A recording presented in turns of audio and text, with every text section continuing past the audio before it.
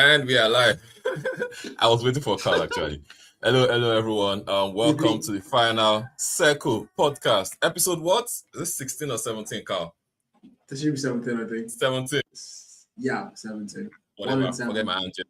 Yeah, welcome to the Final Circle podcast. With as usual, Carl, the bot that plays shipment on Codem. And That's welcome to episode 17 of the Final Circle. And we have a lot to talk about, guys. But first of all, Carl, how was your weekend, man? How you doing? How was your yesterday? How was the 8th watch? God, my life has never been better. I woke up today. I was jumping on my bed. The joy about PSG. Thank you. May God bless you. May God prosper you. Yes. PSG. I think if you're an Arsenal fan, you can't be on the podcast today. Just go and sleep. PSG saved the world, so much peace. But yeah, that's aside. We have a lot to talk about today. Honestly, if we were to just talk about PSG just now, there would have been a lot to talk about with the banter that was flying around everywhere. But now let's keep things, a bit professional. Let's talk about esports. So we'll talk about the APS roundup from match week 4, 5, 6. What has happened so far. Any surprises? We talk about the ASG new signings, Dean, Diddley, Muji, talk a bit more about fantasy, current standings after match day 6 or current match day 6. Any shockers that you guys have experienced so far in the APS series. Then there'll be a quick announcement or a big, not especially big, but there'll be an announcement to come to you guys. So just stay glued to the podcast and watch out for that. Then talk about the ASG mod saga. A certain mod is jobless, as I said, though, but we'll see. There's a lot to dissect on that, so just keep things on the low for now. We have a couple of guests that will be joining us during the rundown of the podcast. Then we'll be talking about Free Fire. They just concluded Free Fire World Series Spring Qualifiers, where a certain team called PDX from South Africa. I wish it was a Nigerian team that qualified, but they qualified to represent Africa at the Esports World Cup that will be happening in Paris, which is a huge milestone for Africa and in general, not just Free Fire. Then we'll be diving into the Garena LAN hybrid. That was the Codem event that happened a couple of weeks ago, I think. Yeah, then just and we'll entertain questions from the audience and things flowing as we go. Now over to you, Carl. Alpha, how you doing? I'm excited, and today is about to mark the another exciting journey because I could have 2 successful hate watches back to back. Arsenal hate watch yesterday, AFG hate watch as well today. So I'm excited for that. But in the meantime, we've seen an amazing match with 4, 5, and 6 at the APS. We've seen a couple, back and forth drama. A couple of teams that we didn't expect to lose actually lost the whole series.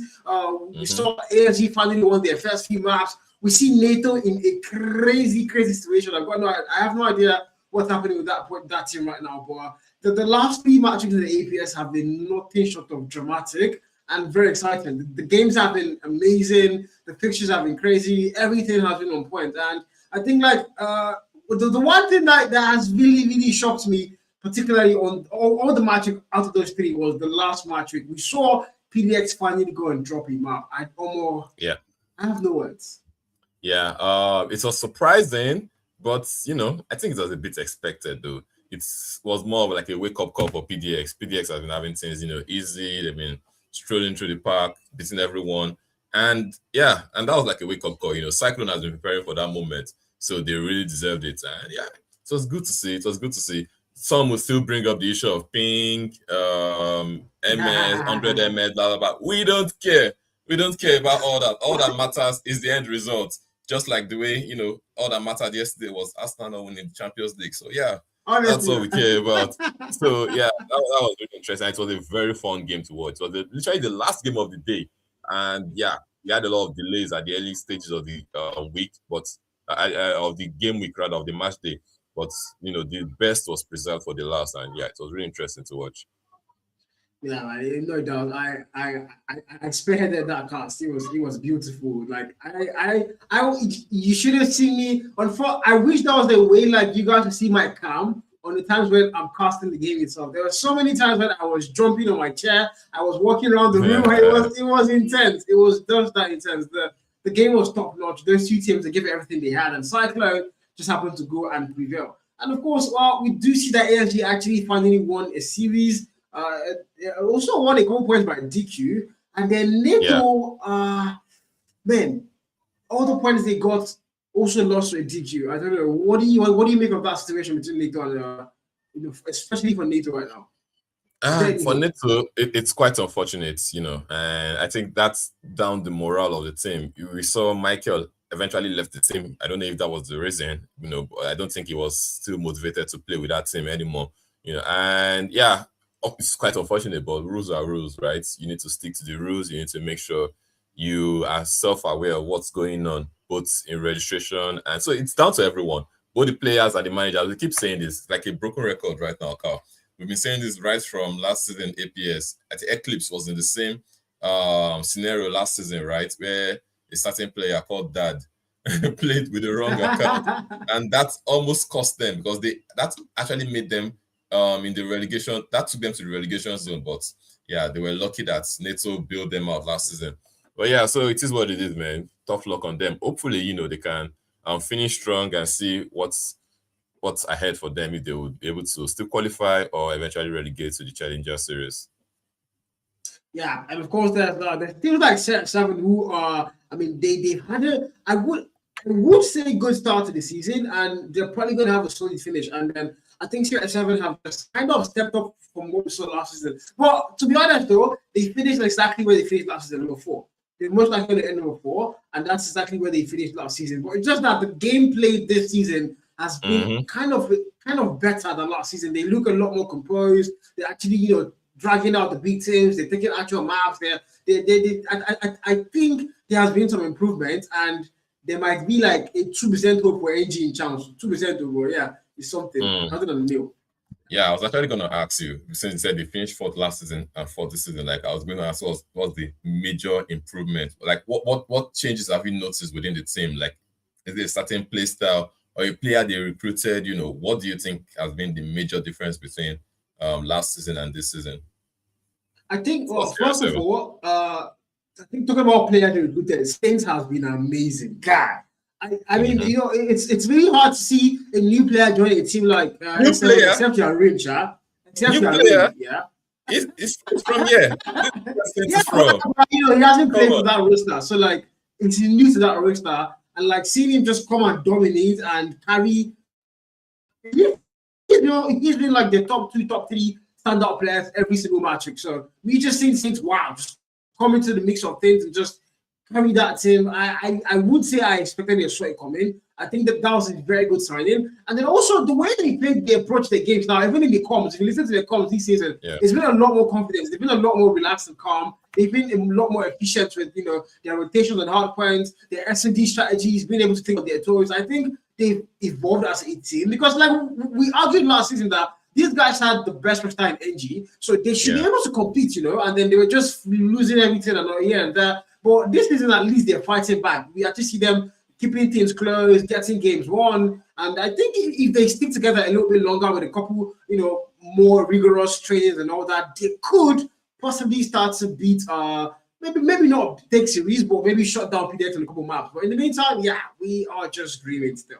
Okay, yeah, I agree with you. I think it's nice to see like the squad is not so dependent on having their IGL present. Virus has barely played this season, right? But with Saints and Payne especially, I don't know if Payne played season 1 with them, but Payne has been a very solid member of that squad with his SKS and everything he does for the team.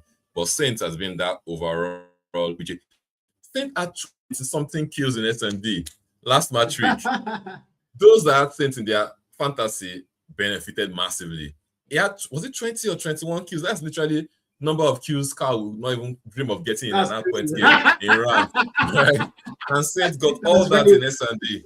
So yeah, it was really impressive. I think it's good to see. Let's see what happens in the Codem World Champs qualifiers. I think there should be an announcement coming out tomorrow. Yeah, we should see what the schedule is going to be like, where the finals is going to be. Is it Nigeria, South Africa, or Ethiopia, or Rwanda? Who knows? Let's see. But yeah, that's that. As far as it's not Ghana, bro. I don't as far as it's not Ghana, yeah, we don't want eggs. We don't do that here. We don't do it. Let's look at the current table stand. Let's look at the current table standings. Let's see, who are those in the danger zone, the bottom red line, in danger of getting relegated, and how things are faring at the top. So if you look at the table, you can see Cyclone is obviously on top after beating PDX in the last game week. The map differences are not so far off. Since they're a bit tight there, the tights can change this weekend. If Cyclone drops a map, PDX can top the table. Then you have Nova Gaming in third place, Sierra. So I think we can all agree like the top four would likely, be this position, except if PDX and Cyclone swap places. But if you go below Sierra 7, you have Eclipse, barely surviving. Strix Gaming have been impressive from the last game. Everyone was expecting Strix Gaming to lose against, I don't know who they played, I can't remember, but they had a very good game and they won the match. Was it against NATO or who? Yeah, or was it NATO, right? Yeah, they defeated NATO. So then ASG is really, really, really open for survival. ASG is struggling at the bottom there. 7th position with NATO. We've spoken about NATO, but now let's talk about ASG. The situation of ASG currently, I think they have 3 points, right? Strix is above them with 6 points. And ASG recently proceeded to acquire 3 players in the name of Dean, Diddley, and Muji. First of all, I want to ask you, what do you think about that transfer? And also, do you think that will be enough to really save them from getting relegated in this Pro Series season 2?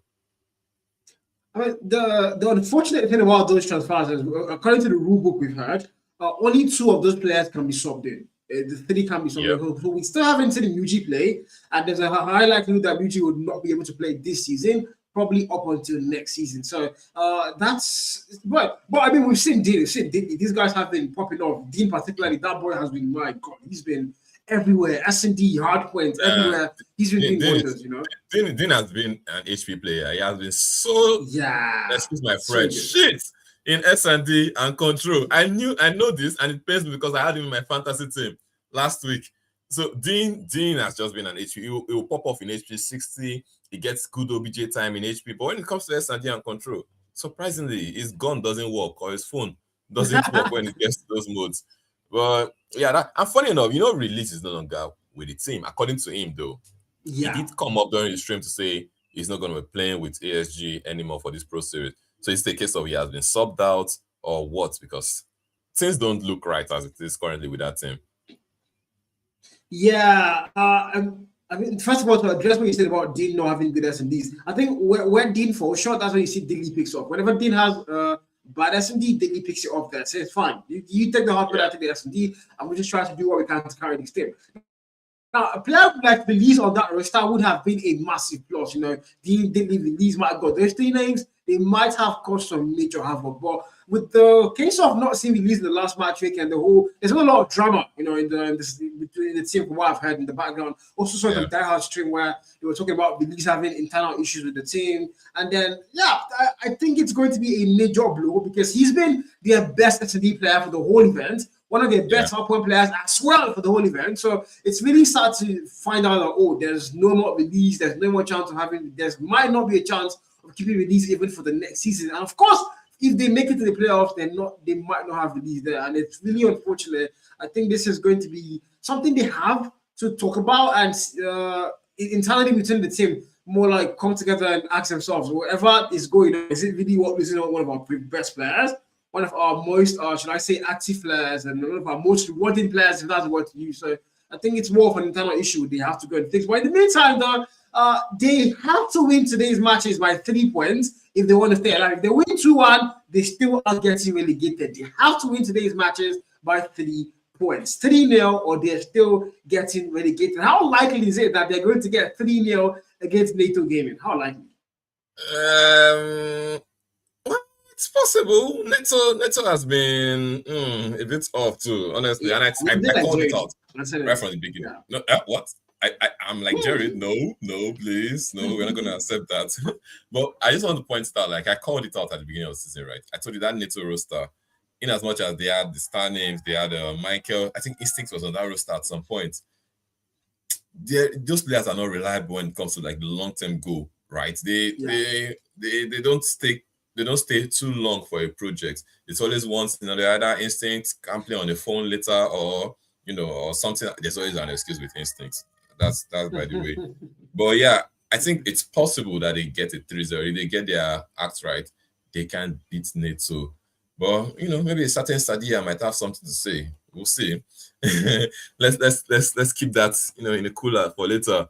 But yeah, moving on a bit, looking at the table, right, and the current standings and what has happened so far. Are there any shockers or any surprises that we've seen out of the Pro Series Season 2? I mean, for you? Personally, I think like on the comment section for that particular stream, the one thing about a lot of these streams, whenever I'm casting, even when I'm not casting, I watch every single stream. I like to be on the comment section. I like to see what people are saying about the teams. And then a lot of the comments I saw after the Cyclone win was, is this a stage 4 foreshadowing? A lot of people were asking, is this probably just a preparation for stage 4? PDX are losing against Cyclone. When, mind you, they are not as, should I say, synergetic as PDX, because these guys, a lot of them just came together recently, a couple of new signings here and there. They have not played together as long as PDX have played together the past year. The amount of, let's say, training they've had together as a team. So is there a chance that we're going to see Cyclone actually do this once again in stage 4 and go and represent Africa in stage 5? There's a very, very small likelihood. But me being a PDX fan, though, I think like this is just we give them that map. Okay, let's agree to disagree. We allow them to think they can do it. But even before champs, don't forget we still have playoffs. They're both definitely going to be in playoffs, and only one team can leave that trophy. Is this going to happen again in playoffs, or was this just a PDX testing waters and seeing how to shut down Cyclone in the big stage? What do you think? Okay, so what I'll say is that Cyclone, in terms of preparation, yes, they've been much more better prepared than PDX. I might be wrong though, but on the outside look of things, right, things feel a bit more comfortable or convenient for PDX, right? They just, Charisma has not played. We've not seen Charisma. Yeah. He's been busy with exams. Mantra has been playing well. Mantra has actually been playing okay. But how much of a game changer Charisma is, especially with HP and even Control. SND, I've not seen too much from Charisma in the past, but he's still a good player. He plays all modes very well. So Charisma is still somebody that is waiting in the shadows, waiting to pounce on anyone. When it's cards. so yeah, I think in the long run, I think PDX would still be termed as the favorites, but Cyclone will give them a run for their money. There'll be an hard push because then luckily they're not in the same region to play the qualifiers, right? But both teams might likely meet in the grand finals wherever it happens, whether Lagos or South Africa or wherever. They will likely meet, and there won't be any issues or any excuses about ping or server or anything. Everyone is on a level playing ground. If they give you bad MTN network, you will play with it. Everybody will play on the same network, same devices. So yeah, I'll be looking forward to that. But I think PDX are still favorites. They are still 10 favorites. Yeah. Well, yeah. I know I'm going to agree with that point of view, definitely, because it's PDX. But again, I still think Cyclone are going to be a major problem if they're not. If PDX is not careful, they can't get comfortable. I think that's one thing about a lot of African teams. When they get to a point of glory, we saw that not too often, but Castedy every now and then, when they got too comfortable, and then one team out of nowhere just comes and puts them down. So you want to make sure you're not getting too. You're probably, according to everybody, unpopular opinion, Africa's best trophy champ. So if you get too comfortable, like you show, you've already won NG, you might as well you already won Africa, you might as well just go to champs or rather. You might be surprised as to what's going to happen from these other teams that really, really want a place in champs as well. So if you're a PDX, you can't afford to get comfortable at any point in time. One last shocker I would want to go and call out, maybe not the last one, but I really think has been a surprise to me, has been Nova. These guys were top 3 last season. They almost beat PDX. In fact, in my opinion, they beat PDX, if not for one melee play that I don't want to remember. In my opinion, that was the Nova win 2-3. So I'm really surprised that I'm seeing them lose maps to, I don't want to mention names, so I won't sound disrespectful here, but like they're losing maps to, come on now. What is happening to Nova? And Well, they're still going to be in playoffs. So is that like a playoff Nova be a different beast, or have they actually fallen apart like Jared's love life? Please, let's leave Jerry's love life out of this. But with Nova, I genuinely don't understand because they brought in Toxic, and that was supposed to be like an upgrade, right? Like a revamp, like from the roster that played Pro Series last season. Adding a Toxic to that roster, bruh, I thought they would be number one. I thought they would be way better than PDX and the rest. So yeah, with Nova, what I've seen is that the team still lacks a bit of discipline. That's just my own opinion, right? Very talented. Bro, if you saw the match against Nova versus Sierra 7, they negged every Sierra 7 player by like 50 deaths or more, right? But tell me why the games were still very close to some extent, right? Like they keep giving teams chances, especially with their hard points. You see Squid with 60 kills and he barely gets a minute OBJ. Storm 2 has been barely getting a minute OBJ. Toxic has been stable. Last game, Toxic got like less than 30 seconds OBJ. So I think those sort of like lapses might cost the team long term, right? Very good, very talented roster. They know how to shoot. Give them that, right? But that discipline is still, what's needed at the big stage.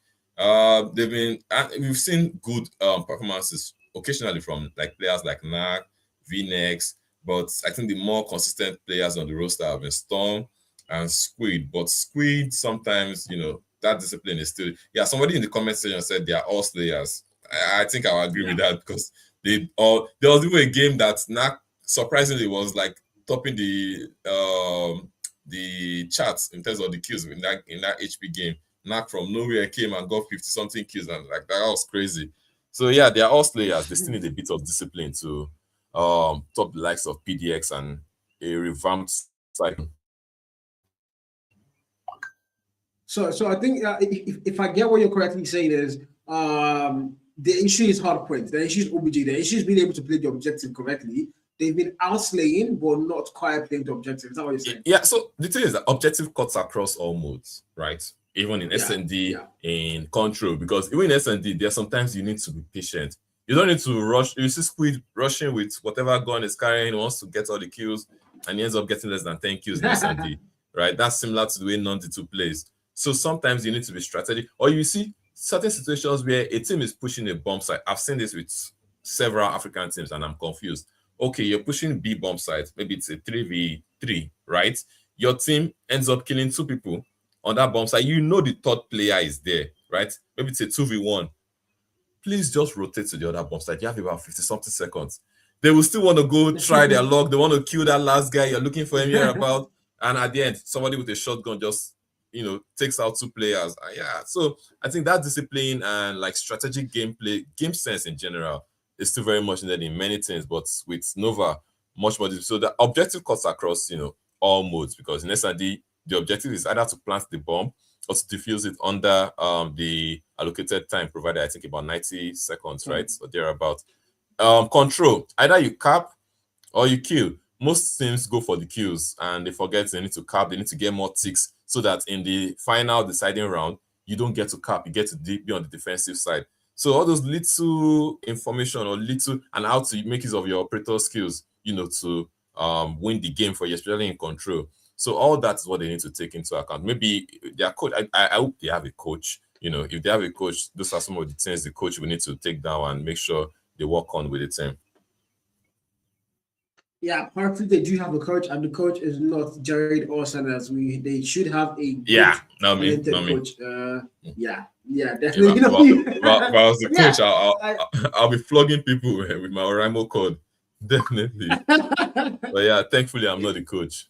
Yeah, but again, I'm just hoping that Nova do take account, because honestly, going into the season, I was expecting a lot from them. I was thinking that any team that's going to shut down PDX, it should be Nova again. And this time, they should actually do it for good, not even close. They should be able to shut down PDX in grand style. But yeah, they came back and it has not been the same team from last year. They've been a lot worse. And I don't know what the plan is going forward, but I do hope it's, should I say, quite something good. But yeah, I mean, they will stand up so far. We have ASG who have to win their game today 3-0 if they want to stay alive. and avoid going back to the gulag, which I'm hoping they go through because I already have a video made down for my meme that I want to post immediately they Oh my lose. god. But yeah, we are going to see how the outcome happens at 6 p.m. West African time today.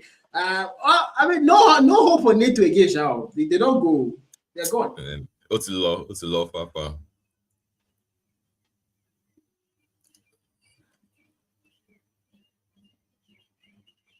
Okay, if you're wondering why we are quiet, we are getting some information from production. Jared is singing into our ears, so we'll let you know. We'll let you guys in on the gist later.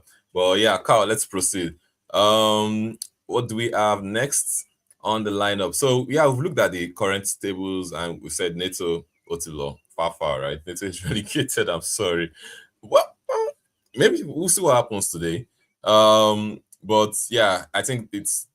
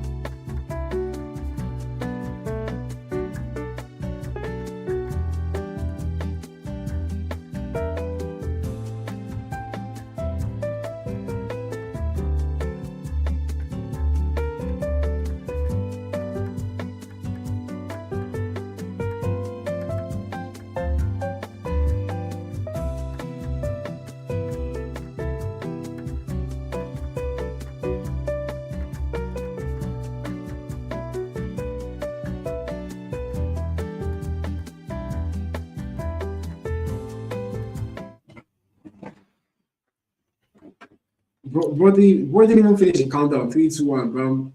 For two, then Like, bro. This, like, some production managers in Africa are just Africa, bro. I can't lie. But yeah, well, guys, we're sorry about the technical issues. I think it's been fixed by now, so we should be back live on every single platform. And my biceps are being shown, so let's can't be late, unfortunately. But yeah. What do you mean I can't relate? What do you mean? Come on. Please.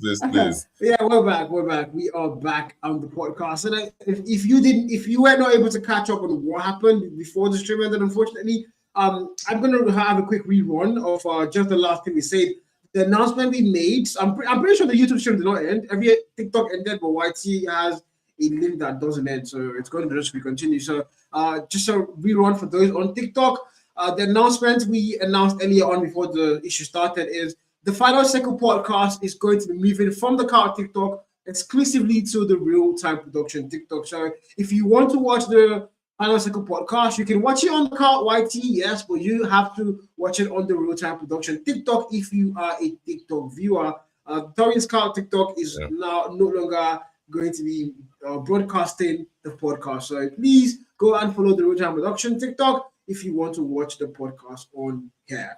Anyways, that's the announcement for that we wanted to give to you guys. Pending the most important announcement in Call of Duty Mobile Africa, hopefully tomorrow for CarryFest. Yeah.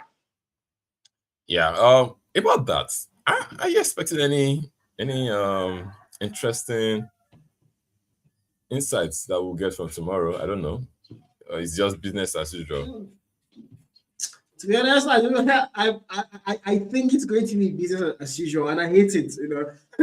I was hoping for the champs to go to South Africa or probably somewhere else, but a lot of the rumors I've heard indicate that it might not be South Africa. It might be in Nigeria again. It's just rumors. I might be lying. Yeah. I don't know what I heard. So we're just hoping it's not true. The announcement tomorrow is going to be very, very exciting for a lot of people, including me. But it's going to exclude me if I hear that it's going to be NG again. I will just pack my bags and leave NG and go to China, guys. But yeah, in the meantime, we're waiting. I'm also, the one thing that I think is going to have everybody excited, the one thing that we've been fighting and praying for is probably the announcement of multinational teams. I think it's going to be announced. But it's just a thought. It might not happen, but I do think CarryFest might have thought about it and said maybe. I don't know.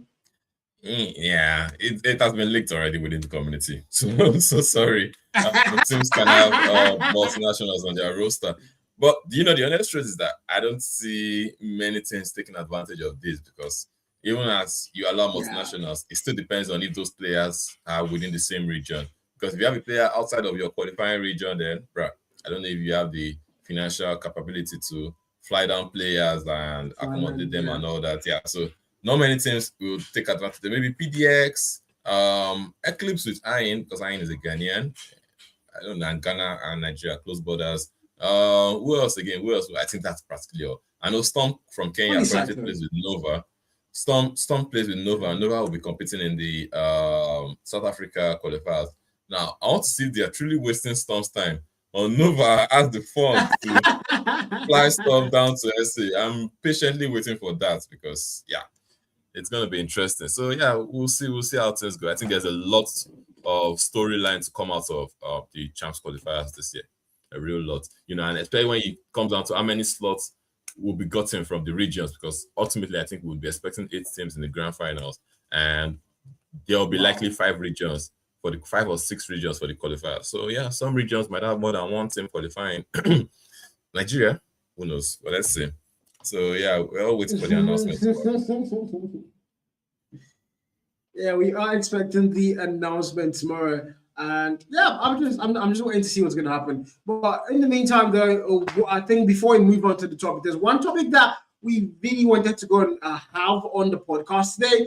But unfortunately, our guests are not going to be able to make it. Either guest or either side of the party are not going to be able to make it. But based off what we've heard as a community, I'm pretty sure a lot of you have seen the talk shows from Seb and a couple community drama here and there about the ASG mod saga and what happened behind the scenes after Match Week 5 going into Match Week 6. We heard about the drops here and there, the mods being kicked off ASG, what really happened.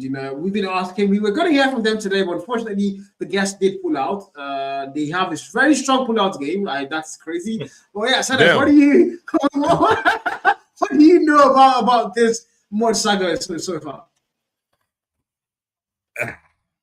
About that strong pull-out game, my guy. You caught me off guard, man. You caught me off guard there. But yeah, that's by the way.